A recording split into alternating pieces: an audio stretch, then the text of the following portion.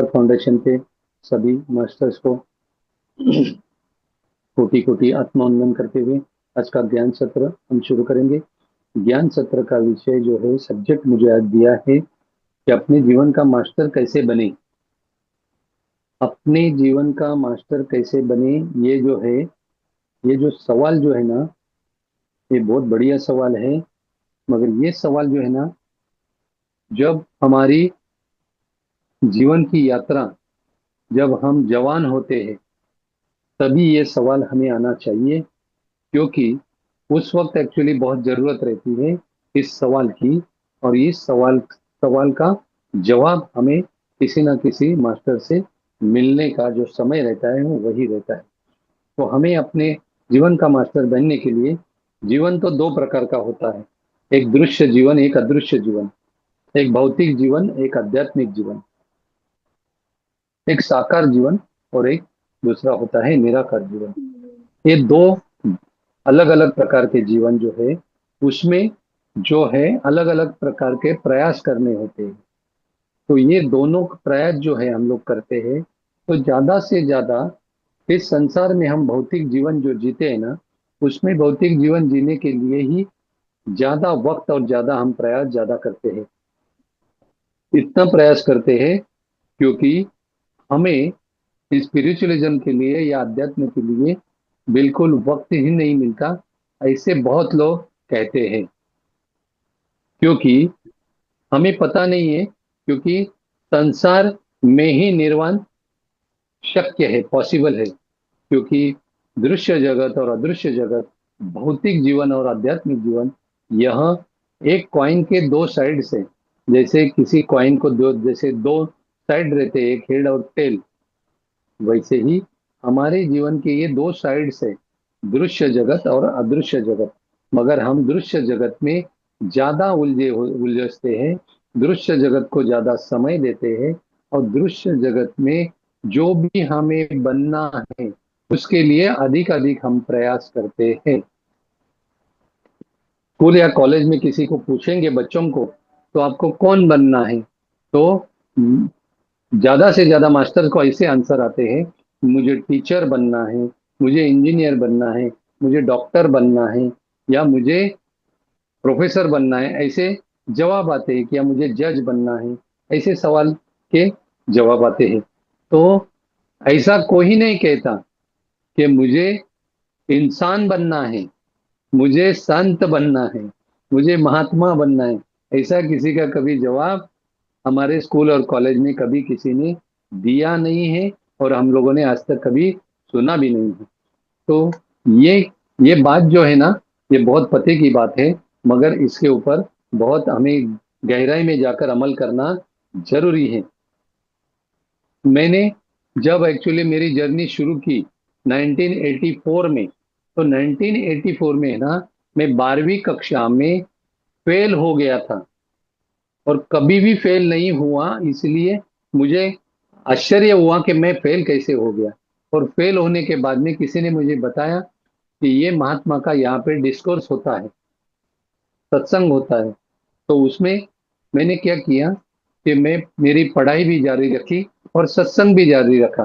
सत्संग और पढ़ाई एक साथ, दोनों भी एक्चुअली साइमल्टेनियसली करते करते करते करते मेरी भौतिक जगत की जर्नी और आध्यात्मिक जर्नी है ना, दोनों साथ में चलने लगी। ये जो है ना, हमें भौतिक जगत और आध्यात्मिक जगत जो हमें बैलेंस करना है, संतुलित करना है, तो जिसने संतुलित किया है, ऐसे महात्मा, ऐसे मेंटोर के साथ में अगर हम रहेंगे, जिसे हम सत्संग भी कहते हैं या सज्जन संगत्य भी कहते हैं, उनके साथ में हम रहेंगे, तो हमारी कमियां जो है ना, वो अपने आप दूर हो जाती है। और हम कहाँ पे गलतियां करते हैं, ये गलतियां भी अपने आप हमें समझ में आती है। इसीलिए ऐसे मास्टर या ऐसे महात्मा के साथ में रहने से ही यह जो है ना, यह संभव है। अपने जीवन का मास्टर बनना यह संभव है, क्योंकि हर एक संतों ने, हर एक मास्टर में, संसार में निर्वाण यही कहा है, संसार छोड़कर अध्यात्म जियो या अध्यात्म के पीछे लगो, ऐसा किसी ने नहीं कहा है। क्योंकि संसार छोड़कर अगर कुछ अध्यात्म के लिए आप करने जाते हो, तो वहां पे आपको ज्यादा से ज्यादा संसार ही आपके मन और मस्तिष्क में आएगा। क्यों? क्योंकि जिस चीज को आप छोड़ते हो वो चीज आपको नहीं छोड़ती, इसलिए आपके मन में और ध्यान में वही चीज जो है ना बार बार आने लगती है। तो उसे छोड़ा नहीं जाता, उसके सहजता पूर्वक उसका जो है ना उसको हमें बिसरना है, यानी पूरी तरह से फॉरगेटफुलनेस उसके बारे में आना चाहिए। क्योंकि साइंस का एक सिद्धांत है कि उसे कहते हैं लॉ ऑफ डिस्प्लेसमेंट। एक जगह एक वक्त एक ही चीज रह सकती है, एक जगह एक वक्त दो दो चीजें नहीं रह सकती। जैसे मैन में जो तलवार रखते हैं ना, तो एक मैन में एक ही तलवार रहती है, दो दो तलवारें दो एक मैन में नहीं रह सकती। वैसे ही हमारे मन और मस्तिष्क में एक समय एक ही काम होता है, एक ही काम करना चाहिए और एक ही काम के बारे में चिंतन मनन करना चाहिए। तो हम ये चिंतन मनन जो है ना, इसकी जो हैबिट जो है वो हम लोगों को किसी मास्टर के साथ में रहते हुए हमें लगानी है। और इससे इसके साथ में ये लगने के लिए हमें जो उचित ग्रंथ है या जो उचित किताबें हैं वही हमें पढ़नी है। तो एक अनुभव के तौर पे मैं एक बात कहता हूँ। एक इंसान था, उसको बुक पढ़ने की बहुत आदत थी, लेकिन जो बुक हाथ में आएंगी ना वो पढ़ते रहता था, पढ़ते रहता था। लेकिन उसे पता नहीं था कि कौन सा बुक पढ़ना है और कौन सी बुक को हमारे पूरी तरह से जीवन में उतारना है। तो एक उसने क्या किया, एक मास्टर के पास गया, यानी मेंटोर के पास गया, और मेंटोर से उन्होंने कहा कि मुझे बुक पढ़ने की आदत है, और ये बुक पढ़ने की आदत जो है ना, तो ये आदत से मुझे एक बात पूछनी है कि कौन सी किताबें मैं ज्यादा से ज्यादा पढूं। तो उस मास्टर ने उनको कहा कि आपको जो किताबें अच्छी लगती हैं उनके मुझे 25-30 किताबों के मुझे नाम दे दो। उन्होंने क्या किया, 25-30 किताबों के लिस्ट दी, नाम दिए, और ये 25-30 किताबों को आपको कितना समय लगेगा, वो 25-30 किताबें पूरी तरह से पढ़ लो। तो उन्होंने उस मास्टर के कहने पर 25-30 किताबों का अध्ययन किया, पूरी तरह से पढ़ी। और पढ़ने के बाद में जब फिर से वो अपना जो मास्टर की आज्ञा का पालन करने के बाद में मास्टर को मिलने के बाद में उन्हें कहा कि मेरी पूरी तरह से किताबों की किताबें पढ़कर हो गई है, अब पूरे आगे मुझे क्या करना है। तो मास्टर ने कहा इसमें से आपको 30 किताबों में से आपको कितनी किताबें अच्छी लगी। उन्होंने कहा मुझे 10 अच्छी लगी। तो 10 किताबों के नाम दे दो, मास्टर को 10 किताबों का नाम दे दिया। फिर उन्होंने कहा कि इस 10 किताबों में से सबसे अच्छी कौन सी लगी। तो उन्होंने 3 किताबों का नाम मांगा। तो मास्टर को उन्होंने 3 किताबों का नाम दिया। फिर 3 किताबों के बाद में मास्टर ने पूछा सबसे सबसे सबसे अच्छी आपको एक ही किताब का नाम लेना है और एक ही किताब को बताना है कि एक आपको किताब कौन सी अच्छी लगी। तो उन्होंने एक दो तीन में से सोच विचार करके एक किताब का नाम दिया। और मास्टर ने कहा अभी जीवन में ज्यादा से ज्यादा किताबें मत पढ़ो, क्योंकि किताबें ज्यादा पढ़ने से आपके बुद्धि में जो है ना बुद्धि भेद होता है। और आप जो है ना एक सीधे रास्ते चलने के बगैर आपका रास्ता जो है ना, फिर ज्यादा किताबें पढ़ने से ज्यादा विचार जो आते हैं मन में आते हैं, और ये रास्ते से जाऊं या वो रास्ते से जाऊं, ऐसे हर एक इंसान का होता है। इसीलिए इस 30 किताबों से मैंने आपने जो एक ही किताब जो सबसे अच्छी आपको लगी वो चुनी, तो वही किताब का आपको पूरे जिंदगी भर अमल करना है। वही किताब पढ़नी है, बार बार पढ़नी है, दोबारा पढ़नी है, लगातार पढ़नी है। और वही किताब जो है उसके ऊपर वो किताब पढ़ते पढ़ते पढ़ते उसके वो किताब हमें हमारे पढ़ते पढ़ते एक मार्कर आता है, कलरफुल पेन आता है। उस मार्कर से जो है ना हर एक पन्ने पे जो भी हाईलाइट है, कोई भी सेंटेंस हाईलाइट जो आपको दिल को छुआ, वो सेंटेंस पे आपको मार्कर से लिख ये करना है, हाईलाइट करना है, वो सेंटेंस हाईलाइट करना है। ऐसे हर एक पन्ने में एक एक दो दो सेंटेंस है ना, आप हाईलाइट करना है। और वो किताब जो है ना, जो किताब पढ़ने के लिए आपको 2 घंटे 3 घंटे लगते थे ना, वो किताब आपकी 15-20 मिनट या आधा घंटे के अंदर पूरी हो जाएगी, क्योंकि जो आपने हाईलाइट किया है वही आपको पूरी तरह से लाइफ टाइम यानी पूरे जिंदगी भर अपने आप को आपके अंदर उतारना है। ऐसे वो मास्टर ने कहने के बाद में उसके बाद पल्ले पड़ी, और वो उसने उसके ऊपर अमल करना शुरू कर दिया। और अमल करना शुरू करने के बाद में उसको अनुभव जीवन में आने लगे। मुझे एक बात इस यहाँ पर कहनी है। देखिए, महावीर भगवान राजा थे, उन्होंने राजपाट छोड़ा, राजमहल छोड़ा, उसके बाद में जो साधना की, उस साधना के माध्यम से ही हम उन्हें महावीर भगवान कहते हैं। सिद्धार्थ गौतम, उन्होंने भी, वो भी राजा थे, राजमहल में रहते थे, फिर भी उन्होंने अपना राजपाट राजमहल छोड़ दिया। और राजमहल छोड़ने के बाद में अपने पत्नी की अनुमति ली। उनकी अनुमति लेने के बाद में उन्होंने राजमहल को छोड़कर जिस चीज के लिए उन्होंने राजमहल छोड़ा था उसके ऊपर ही उन्होंने फोकस किया, उसके ऊपर ही वो कंसंट्रेट किया। और उसके ऊपर ही फोकस करते हुए जब तक उसका जवाब नहीं मिलता तब तक उन्होंने क्या किया, उस सवाल के पीछे लगे रहे। और उस सवाल के पीछे लगते लगते लगते उन्होंने एक वृक्ष के तले साधना की।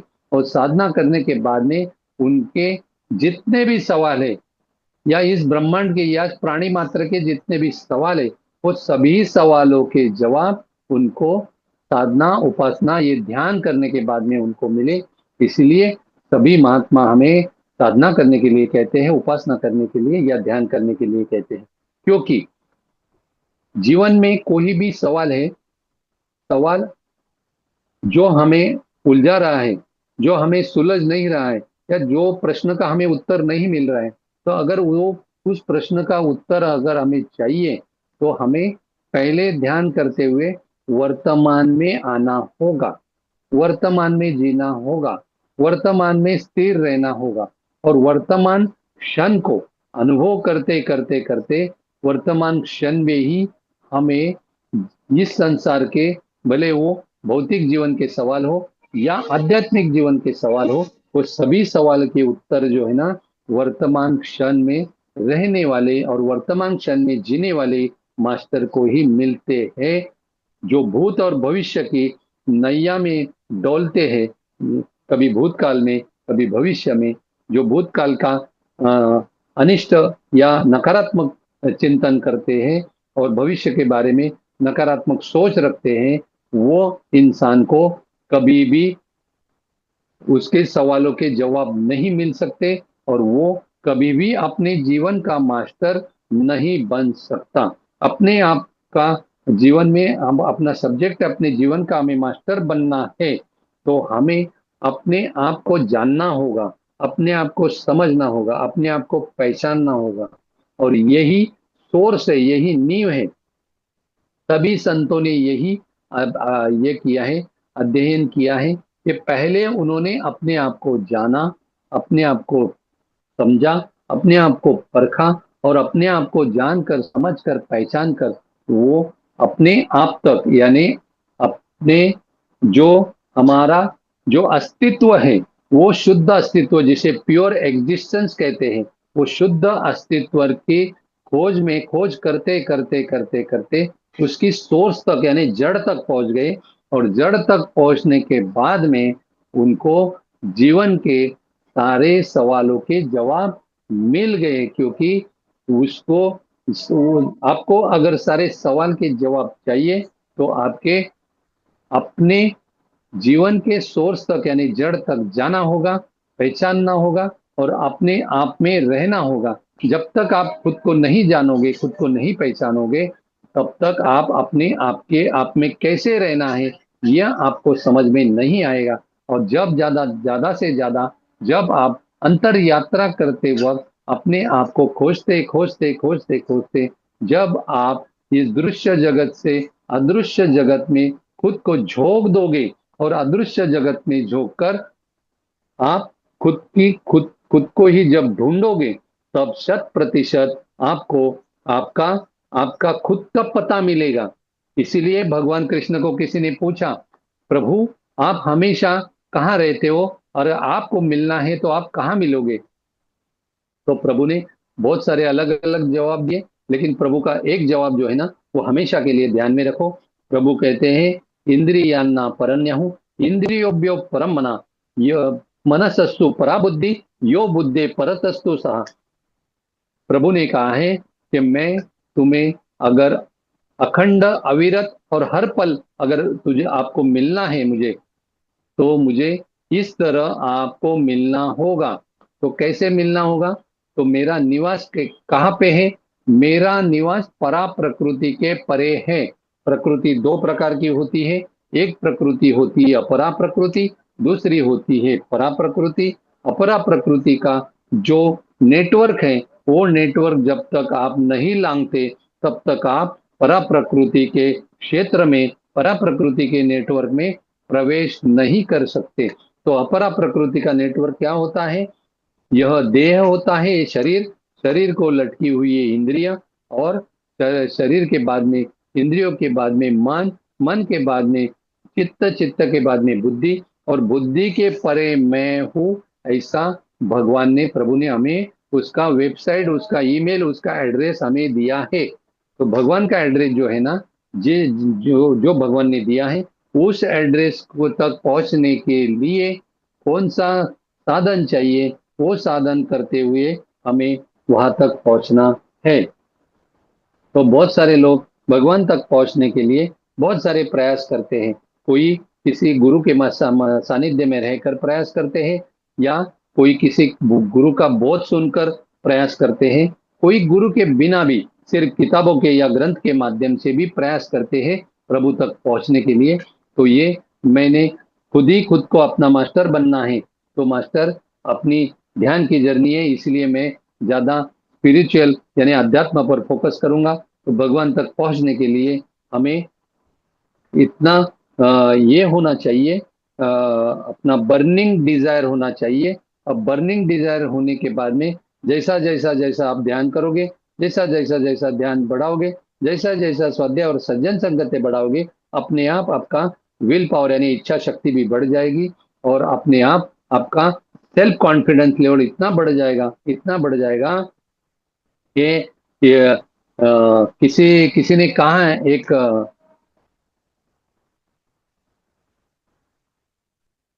कि खुद को कर बुलंद इतना, खुद को कर बुलंद इतना, हर तकदीर के पहले खुदा बंदे से ये पूछे कि बता तेरी रजा क्या है। इतना हमें यहाँ तक हमारा कॉन्फिडेंस लेवल जो बढ़ाना है, अपनी विल पावर बढ़ानी है, अपना डिजायर जो है ना, इतना ज्वलंत होना चाहिए, उसे बर्निंग डिजायर कहते हैं। ये बर्निंग डिजायर जब आप अपना अपना होता है, तब अपने आप अपने जो रास्ते जो है, जिस क्षेत्र में हम आगे बढ़ना चाहते हैं, और उस क्षेत्र में हमें माहिर बनना है, शातिर बनना है, कुशल बनना है, स्किल्ड बनना है, तो उसी क्षेत्र में पूरी तरह से दिन रात झोंक देने से हम उस क्षेत्र में मास्टर बन जाते हैं। चाहे वो दृश्य जगत का कोई भी काम हो, या अदृश्य जगत में परमात्मा से मिलना हो, तो हमें उस जगत के सभी तरह के जो नियम जो है, वो नियम को हमें फॉलो करना होगा, और वो नियम को फॉलो करते करते करते उसके जड़ तक पहुंचना होगा। क्योंकि सभी सवालों के जो जवाब जो है, वो सभी प्रॉब्लम के जो सॉल्यूशन जो है, वो अपने अंदर ही है मास्टर्स, बाहर नहीं है। डॉक्टर मर्फी ने एक किताब लिखी, उस किताब का नाम है the power of subconscious mind. उस पावर ऑफ सबकॉन्शियस माइंड में, किताब में उन्होंने लिखा है कि आपके सबकॉन्शियस माइंड को सभी प्रकार के सवालों के जवाब पता होते हैं, मगर वो सवाल सिंपल है, तो वो सबकॉन्शियस माइंड उसका जवाब जल्द से जल्द देता है। अगर वो थोड़ा सा कठिन है, तो उसका जवाब मिलने में सबकॉन्शियस माइंड से देर लगती है। और बहुत ही कठिन है, तो उसको हमें समय को समय देना होता है, वक्त को वक्त देना होता है। एक ना एक दिन सबकॉन्शियस माइंड के यानी अपने अवचेतन मन के जरिए ही उसका जवाब हमें मिल जाता है। यह मैं आप आज का जो मुझे सब्जेक्ट दिया है कि अपने जीवन का मास्टर कैसे बने, और अपने जीवन का मास्टर बनने के लिए हमें अपने खुद के साथ सिंसियर रहना होगा, खुद के साथ ऑनेस्ट रहना होगा, खुद खुद के साथ में हमें पंक्चुअल रहना होगा, और खुद के साथ हमें डिसिप्लिन में रहना होगा। ये सभी जो वर्ड जो है ना, ये सभी महत्वपूर्ण है। क्योंकि अ, किसी ने कहा है कि सातत्य यही सफलता की कुंजी है, गुरु किल्ली है, कुंजी है। इसका अंग्रेजी में कहते हैं कि कंसिस्टेंसी इज द मास्टर की ऑफ सक्सेस। यानी सातत्य, किसी भी चीज में अगर आपको मास्टर बनना है तो आपको कंसिस्टेंसी यानी सातत्य चाहिए। सातत्य यानी वो जो आप जिस चीज में, जिस सब्जेक्ट में मास्टर होना चाहते हैं, उस चीज में आपको गहराई में जाके चिन्ह वाचन, वाचन यानी पढ़ना होगा। वो जो पढ़ा है उसका चिंतन करना होगा, जो चिंतन किया है उसका मनन करना होगा, और जो मनन किया है उसका निधिध्यास करना होगा, और जो निधिध्यास करना है उसको अनुभव के दायरे में अपने हमें लाना होगा। और जब तक ये हम जो है, हम इस तरह से हमारी हमारा प्रयास नहीं होता, तब तक आप किसी भी क्षेत्र में मास्टर नहीं बन सकते। इसलिए हम जो देखो, बचपन से लेके आज तक जो भी हम लोगों ने पढ़ाई की है, तो वो पढ़ाई जो है हमारा उदर निर्वाह यानी पेट भरने के लिए, हमारे परिवार का ये करने के लिए, परवरिश करने के लिए हम कितने साल पढ़ते हैं। ग्रेजुएशन के लिए हमें 15 साल लगते हैं, डबल ग्रेजुएशन के लिए 17 और 2 साल यानी 17 साल लगते हैं। फिर पीएचडी करेंगे तो और 2-3 साल जाते हैं। उसके बाद में उसके बाद में हमें अगर डिलीट करना है, डिलीट यानी उसको क्या बोलते हैं, डॉक्टरेट बोलते हैं, डॉक्टरेट इन लिटरेचर डिलीट को बोलते हैं।